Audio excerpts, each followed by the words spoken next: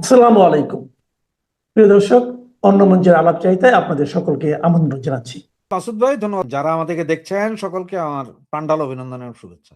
হাসনাত, সার্জিস, তারপর আপনার পাটোয়ারি, এরপরে হান্নান মাসুদ, এদের বাড়ি এখন পাবলিক দখল করা উচিত।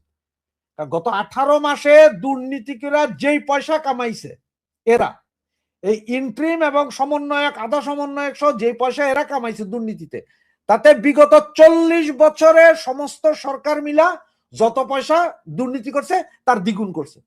এই যে একটা 72 ঘন্টা থেকে 96 ঘন্টার যে ভ্যাকুয়ামটা আছে, এইটাতে তারা মব উস্কাইতেছে। মানে যদি বিশৃঙ্খলা সৃষ্টি করা যায় তাইলে দেশের অবস্থা খারাপ বইলা জরুরি অবস্থা জারি করে হয়তো ইউনূস আবার ক্ষমতা রাখতে পারে। এই প্ল্যান তাদের, প্ল্যানটা এইটাই। এই যে 2-3 দিনের যে সহিংসতাটা, আসলে এটা আপনি এখন যেমন ব্লেম করছেন পত্রিকালারা বা টিভি সাংবাদিকরা এটার প্রচার করছে না, কারণ হচ্ছে যে কি জানেন, এগুলো একরকম আপনার বিচ্ছিন্ন ঘটনা বলতে পারেন। এই নির্বাচনকালীন সময়ে আপনার জামাত একটা রণহুঙ্কার দিয়েছিল, কিন্তু গত 18 মাস এমন কোন কাজ নাই যেটা জামাত ইসলাম করে নাই, হেন কোনো কাজ নাই যেটা জামাত ইসলাম করে নাই। এই জন্য এখন আপনি যদি বলেন ভাই বিএনপি কি সুফি সাহ পীরজাদা, না না না, বিএনপিও করছে। এখন বিএনপির সমস্যা হয়েছে বিএনপির পোলা পাইন। আপনারা এর আগে আর একটা ইয়েতে বলছিলাম যে স্কুলের first boy, second boy, third বয়, মানে 1 থেকে 10 পর্যন্ত যে ছেলেগুলো, এগুলোর উপরে টার্গেট থাকে জামাতের কন্টিনিউ। এদের ওরা ছলে বলে কৌশলে প্রাইভেট বইপত্র, টাকা পয়সা, শিক্ষাবৃত্তি এগুলো দিয়ে হলে তাদের কাছে টানে। এই গত 5ই আগস্টের পর বিএনপির যেসব পোলাপাইন, এরা যায় ওই যে বিভিন্ন জায়গায়, যেমন আওয়ামী লীগের আমলে যেমন টেম্পো স্ট্যান্ড, ওই স্ট্যান্ড, সেই স্ট্যান্ড, কাউরান বাজার দখল, এরা গেছে ওইখানে। আর জামাতিরা গেছে সব পুলিশ প্রশাসন থেকে হাই লেভেল পর্যন্ত সব দখলে। এমন একটা অবস্থান নিয়ে তারা জায়গায় জায়গায় তারা এই বেয়াদবি করা শুরু করছে। এখন ভাই আপনি এই যে জামাতের যেখানে জোর ছিল সেখানে তারা কিন্তু নির্বাচন আগে কিন্তু বিএনপির পাবলিকের নাকে মুখে দম করে দিছে। এখন ভাই নির্বাচনে জিতার পরে তো এবার ধরবেই। যেখানে যে ঘটনা ঘটছে সেই এলাকার ছাত্র জনতা এবং প্রেসার গ্রুপে এটা করছে। যেই প্রেসার গ্রুপ গত 18 মাসে জামাত এবং ইন্ট্রিম তৈরি করছিল, সেই প্রেসার গ্রুপেই আজকে এটা করছে। এবং অনেক জায়গায় আপনি দেখবেন কিছু নাটক চলতেছে, সেটাকে জানেন, জামাত নিজেদের কর্মীদের বাড়ি নিজেরা ভাঙতেছে।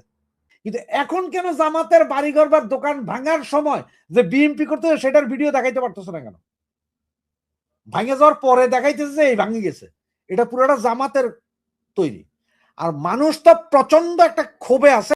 এরা চাইছিল এই দেশটাকে পাকিস্তানের সাথে আবার নিয়ে যাওয়ার, আফগানিস্তান বানানোর। এই ক্ষোভ কিন্তু মানুষের রয়েছে। এখন আপনি বলতে পারেন যে ভাই এই ক্ষোভ কি বলেন আপনি? এই ক্ষোভ রয়েছে বিদায় কোনো কথা বলে নাই, কাউরে মারবো, কাউরে ধরবো, অমুক নেতা অমুকেই কিচ্ছু না বলে ফয়জুর রহমান কিশোরগঞ্জ থেকে যিনি পাশ করেছেন, একমাত্র মুক্তিযুদ্ধের কথা বইলা ব্যাপক ভোটে ওনার প্রতিদ্বন্দ্বী জামাতের প্রার্থীকে ব্যাপক ভোটে হারাইছেন। এইটাতেই বোঝা যায় যে মানুষ বাংলাদেশে এখনো 90% লোক স্বাধীনতা বিরোধীদের অপছন্দ করে। সুতরাং এই স্বাধীনতা বিরোধী ভাই এই জামাতের, এটা হচ্ছে জামাতের নিজস্ব কেরিকুলাম, তারাই করতেছে যে তোমার বাড়িটা আমরা ভাঙবো, ভাঙে এরপরে নাটক করবো যে এটা বিএনপি করছে, সুতরাং এটা আন্তর্জাতিক মিডিয়াতে খবর হবে বিএনপি সন্ত্রাসী দল। এটা করতেছে পাবলিক, আম জনগণ, বিএনপি না। বিএনপি তো ক্ষমতায় নেই এখনো। এখন যদি ডাক্তার ইউনূসের হাতে এখনো সেনাবাহিনী, এখন ডাক্তার ইউনূস যদি কয় যে এই নির্বাচন বাতিল করি আর নতুন নির্বাচন দিব, বিএনপির কিচ্ছু করার ক্ষমতা নেই, কারোই কিচ্ছু করার ক্ষমতা নেই। এটা প্রেসার গ্রুপ, এটা শফিকের প্রেসার গ্রুপ দিয়ে করাইতেছে সরকার, ইন্ট্রিম এগুলো করাইতেছে, যা করাইতে করাইয়া বিএনপির উপর দলত। যেমন যে গত 18 মাসে কোন একটা অকারেন্স ঘটাইলেই কইতো না যে আওয়ামী লীগ, এই যে হাত দিলে মারছে ইন্ট্রিম, কইলো আওয়ামী লীগ মারছে, শেখ হাসিনা নির্দেশ দিছে মাইরা ফেলাইছে। ঠিক এখন সেম ঘটনা ঘটাই দিছে বিএনপির সাথে, করতেছে সরকার, নাম দিচ্ছে বিএনপির। এইটাই। সুতরাং উৎসব চলছে। আর আল্লাহর একটা কারমা বলে একটা শব্দ আছে। আপনি যদি মুসলমান হন তাহলে আপনি বিশ্বাস করতে হবে যে আল্লাহর হুকুম ছাড়া গাছের একটা পাতাও নড়ে না। এটা যদি আপনি বিশ্বাস করেন, যদি মুসলমান হন, তাহলে এগুলো যা হইতেছে সবই আল্লাহর হুকুম হইতেছে। এটা আপনাকে বলছি, মব কালচার দিয়ে এরা আগে যা করছে, সেম মবটাকে এখন সরকার উস্কাই দিচ্ছে যাতে বিএনপি শপথ নেওয়ার আগেই সারা পৃথিবীর কাছে নাম খারাপ হয়। এই মবটা চালাইতেছে ওরা। এই যে একটা 72 ঘন্টা থেকে 96 ঘন্টার যে ভ্যাকুয়ামটা আছে, এইটাতে তারা মব উস্কাইতেছে। মানে যদি বিশৃঙ্খলা সৃষ্টি করা যায়, তাইলে দেশের অবস্থা খারাপ বইলা জরুরি অবস্থা জারি করে হয়তো ইউনূস আবার ক্ষমতা রাখতে পারে। এই প্ল্যান তাদের। প্ল্যানটা এইটাই করতেছে। নবনির্বাচিত সংসদ সদস্যদের শপথ গ্রহণ অনুষ্ঠান হবে আগামী মঙ্গলবার। শনিবার সন্ধ্যায় জাতীয় সংসদ সচিবালয়ের সচিব কানিজ মাওলা bdnews24.com-কে তথ্য জানিয়েছেন। একই দিনে নতুন সরকারের শপথ গ্রহণ অনুষ্ঠান হতে পারে বলে আরেক কর্মকর্তা জানিয়েছেন। সেজন্য প্রস্তুতি শুরু করেছে মন্ত্রিপরিষদ বিভাগ। সেটি হলে বুধবার থেকে অফিস শুরু করবেন নতুন সরকারের মন্ত্রীরা। ল্যান্ডস্লাইড বিক্রি পাওয়ার পরপরই তারেক রহমানকে প্রশ্নের মুখোমুখি হতে হচ্ছে আওয়ামী লীগের নিষেধাজ্ঞা আর শেখ হাসিনার প্রত্যাবর্তন এবং তার বিচার নিয়ে। বিদেশি সাংবাদিকদের প্রশ্নের জবাবে অবশ্য তারেক রহমানের জবাব ছিল বেশ কৌশলী। তিনি বলেছেন, এটি নির্ভর করবে আইনি প্রক্রিয়ার উপর।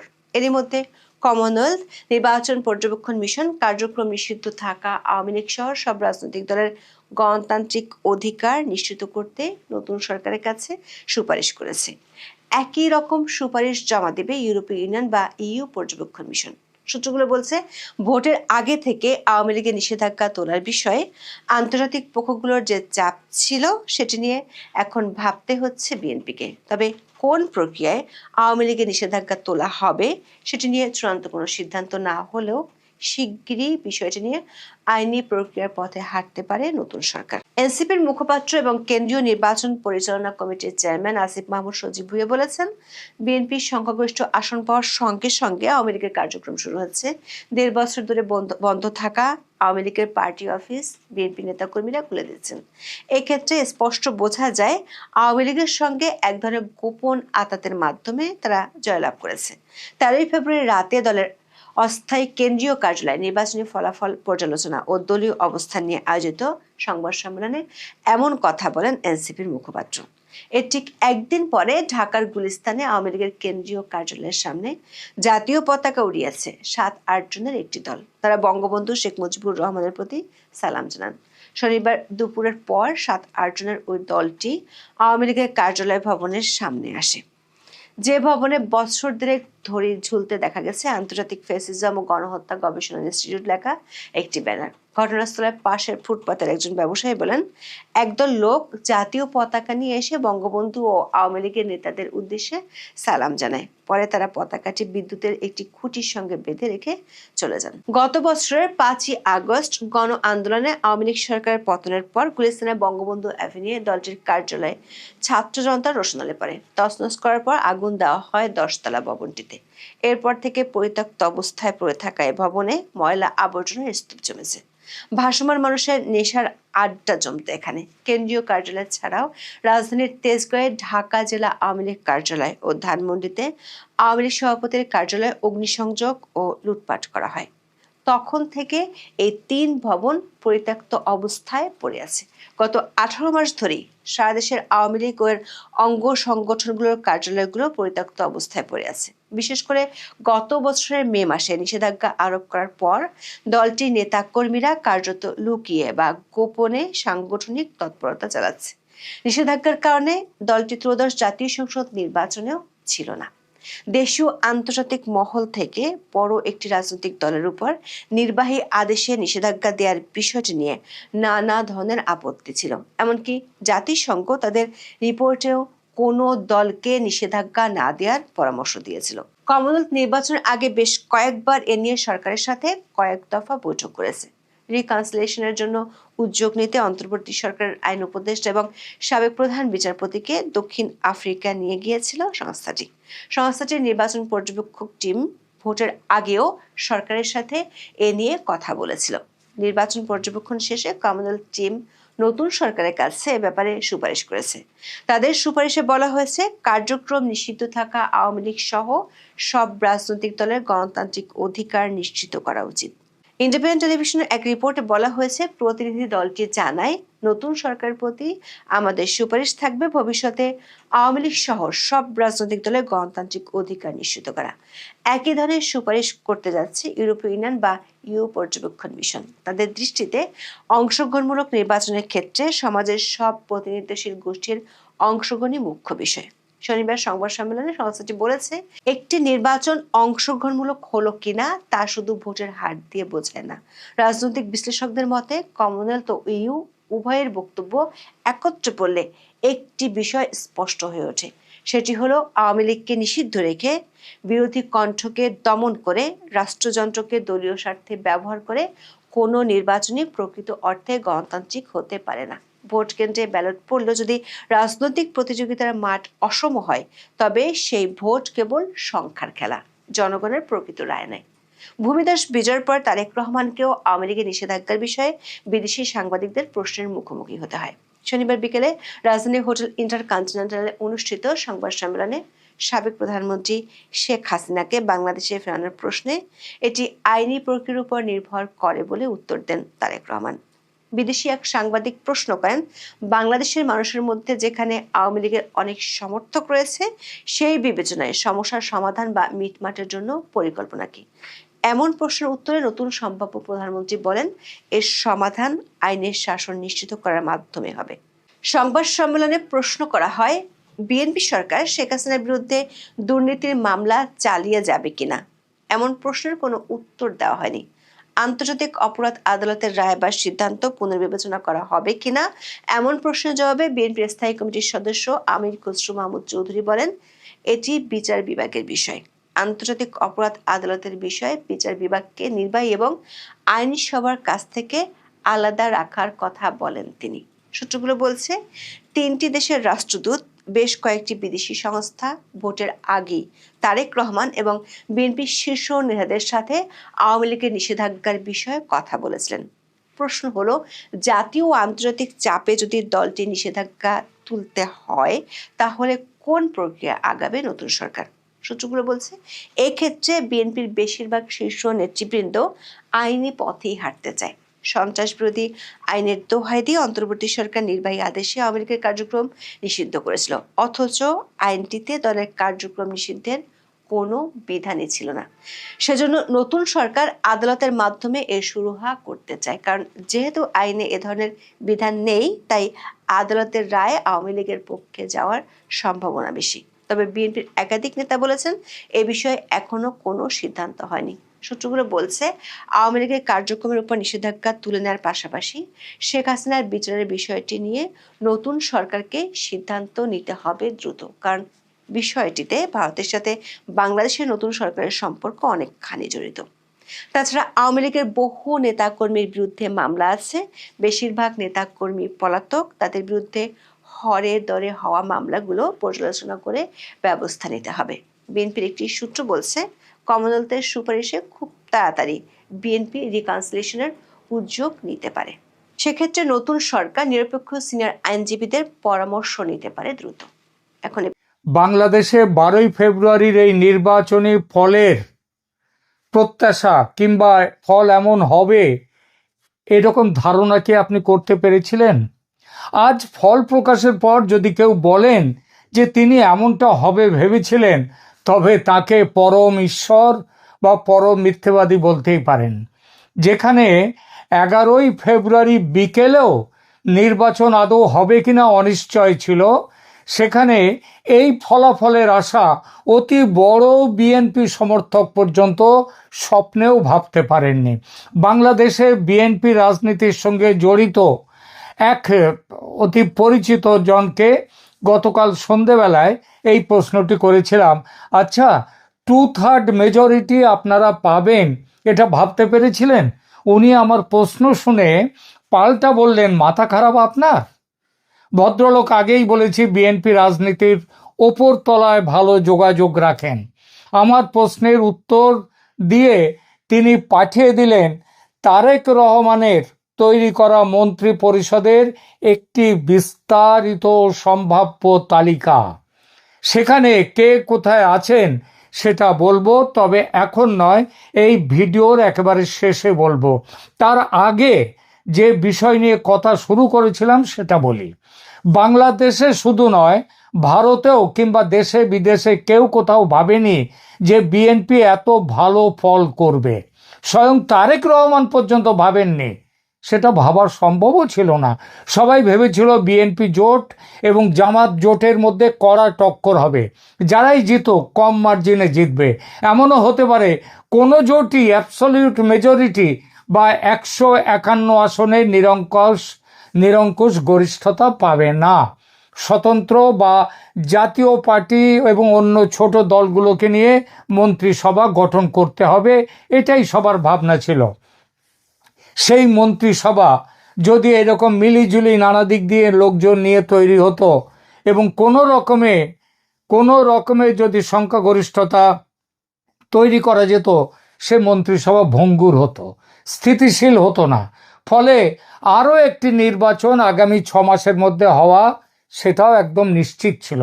এবং সেই নির্বাচনে আওয়ামী লীগকে নিষেধাজ্ঞা দিয়ে বাইরে রাখা যাবে না।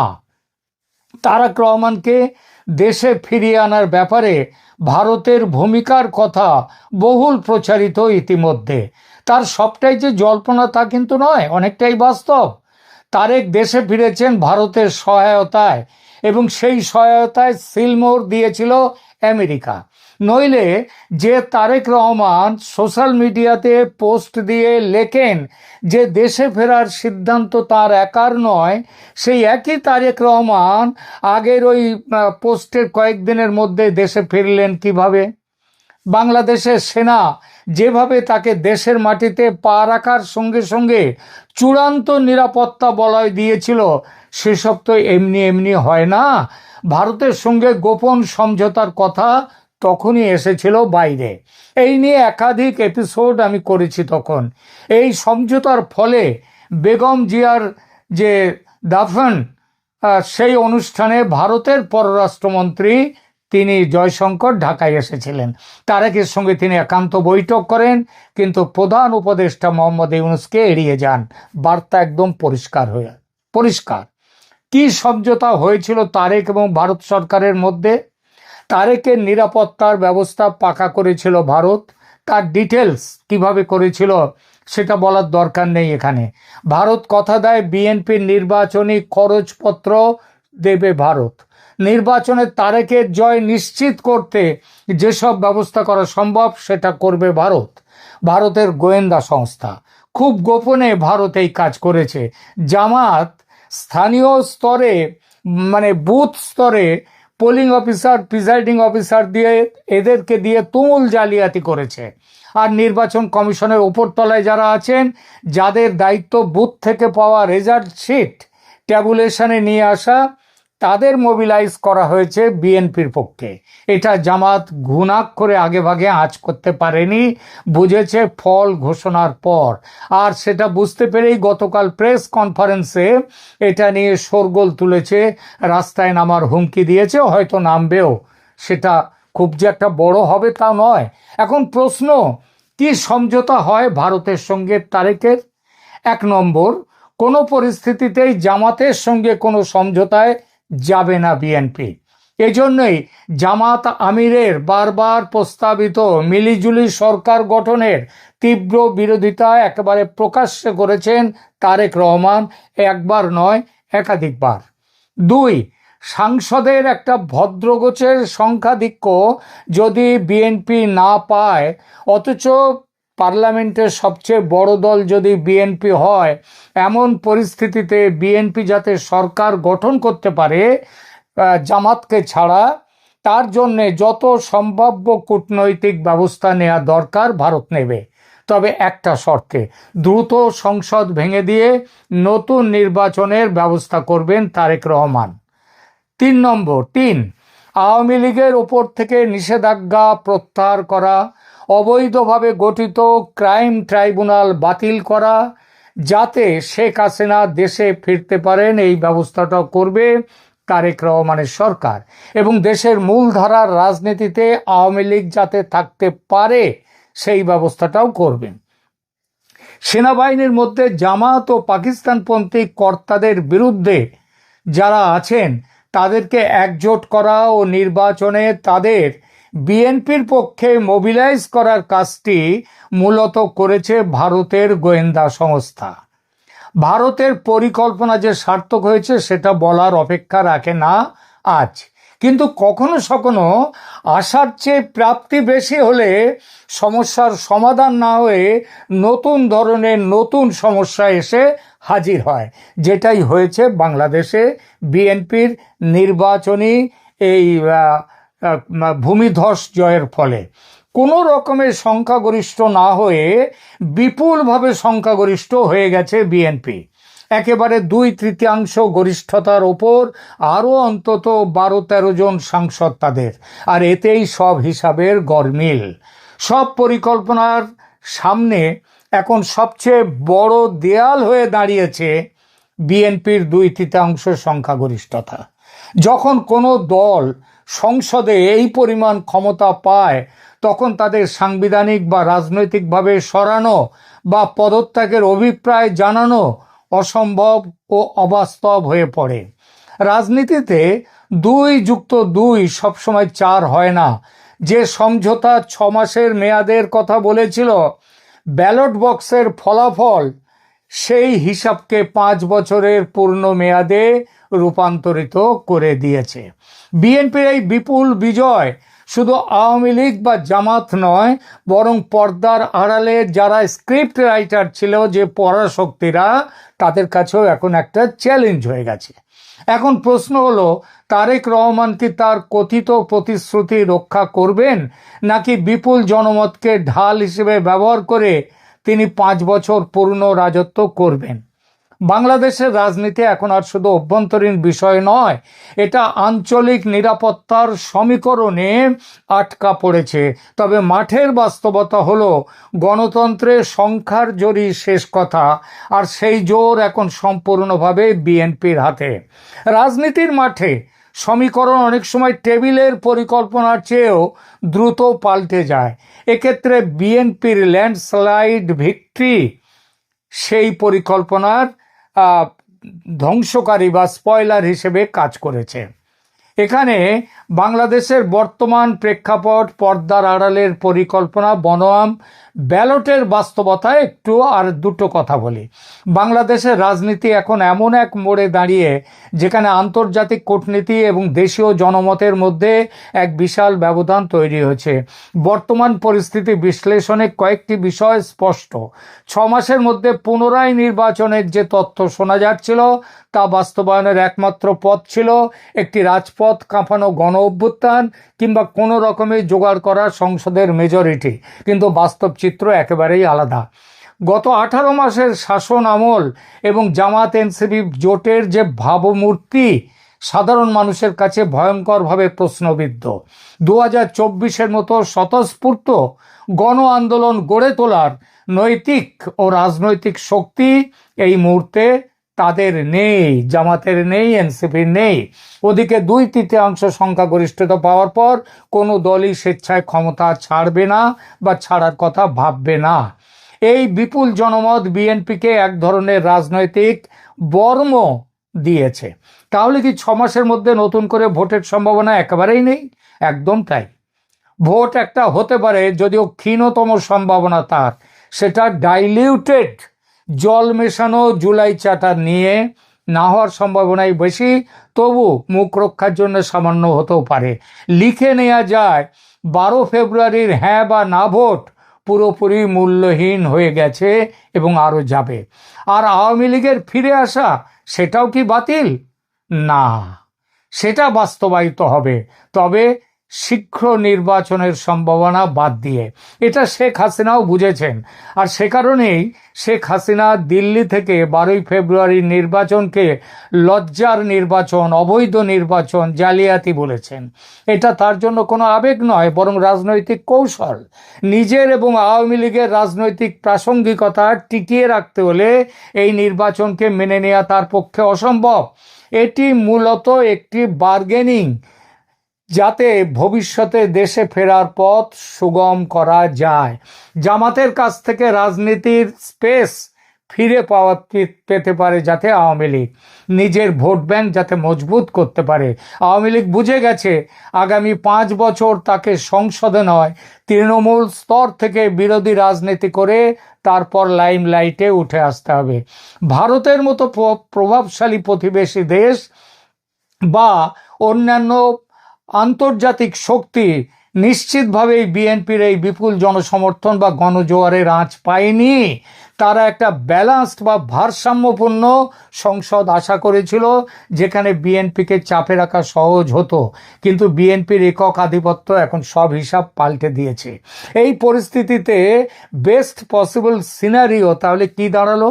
প্রথমত মামলা প্রত্যাহার ও প্রত্যাবর্তন, এটা শেখ হাসিনার বিরুদ্ধে থাকা মামলাগুলো প্রত্যাহার করা এবং তার দেশে ফেরার পরিবেশ তৈরি করা, আর এবং আওয়ামী লীগের উপর থেকে নিষেধাজ্ঞা প্রত্যাহার করা।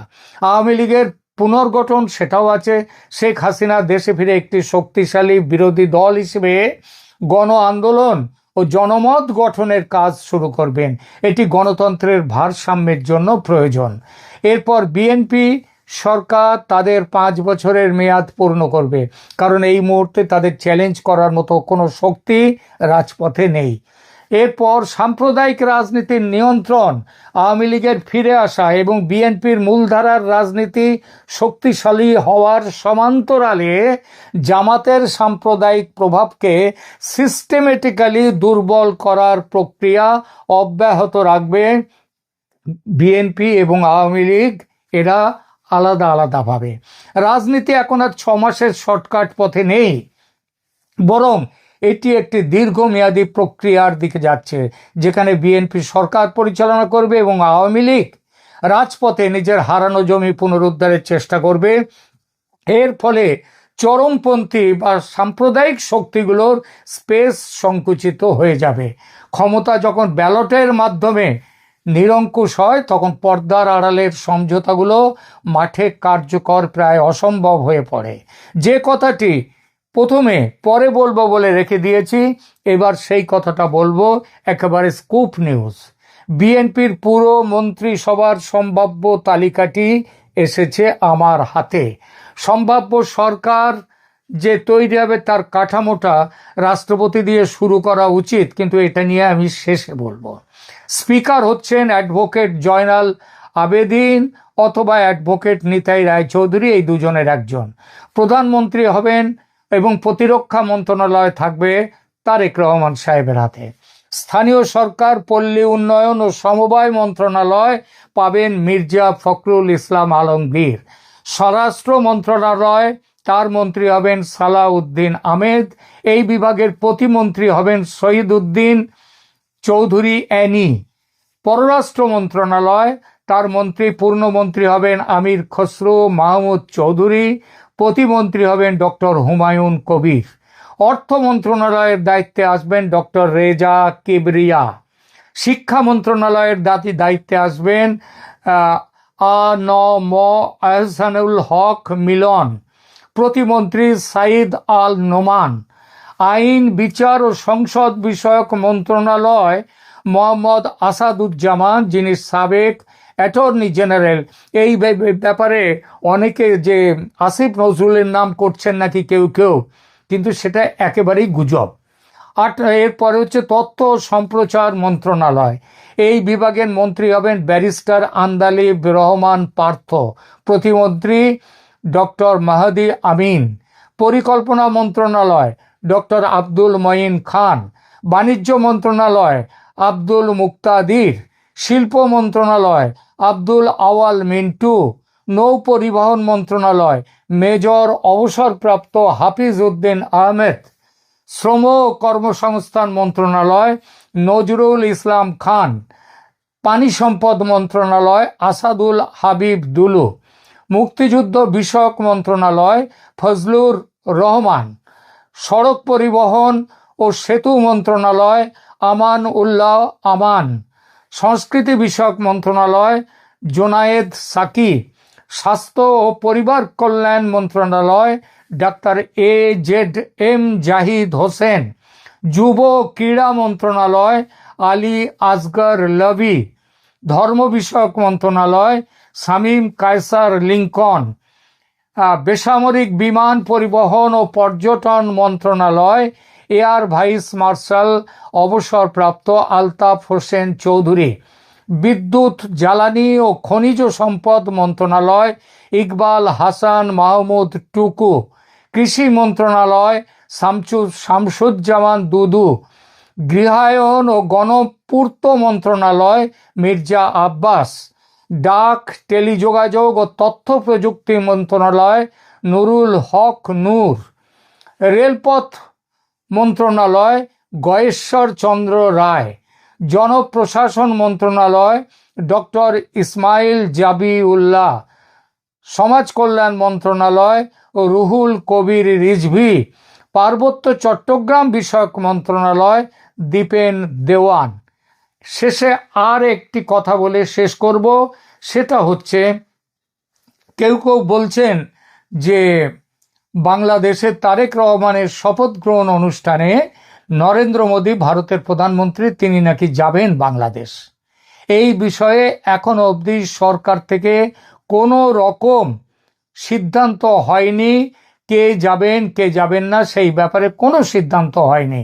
শুধু একটাই কথা যে ডক্টর হুমায়ুন কবির যিনি প্রতিমন্ত্রী আছেন, হুমায়ুন কবির তিনি প্রতিমন্ত্রী পররাষ্ট্র দপ্তরের, তিনি একটি বলেছেন যে ভারতের প্রধানমন্ত্রীকে আসার জন্য আমন্ত্রণ করা হবে শপথ গ্রহণ অনুষ্ঠানে, কিন্তু তিনি যাবেন কিনা এর এখনো কোনো রকম কিন্তু এই ব্যাপারে ঠিক হয়নি। ভারত অবশ্যই বাংলাদেশের সাথে সম্পর্কের উন্নতি করতে চায়, কিন্তু তার জন্যে যে এই মুহূর্তে নরেন্দ্র মোদীকে ছুটতে হবে শপথ গ্রহণ অনুষ্ঠানে, যদিও নরেন্দ্র মোদী 2024 সালের শপথ গ্রহণ অনুষ্ঠানে সেখানে বাংলাদেশের প্রধানমন্ত্রী তৎকালীন প্রধানমন্ত্রী শেখ হাসিনা তিনি কিন্তু উপস্থিত হয়েছিলেন, কিন্তু নরেন্দ্র মোদী এখন বাংলাদেশে যেতেই পারেন, কিন্তু এই ব্যাপারে কোনো রকম সিদ্ধান্ত এখনো অবধি হয়নি। এটাই হচ্ছে বলার।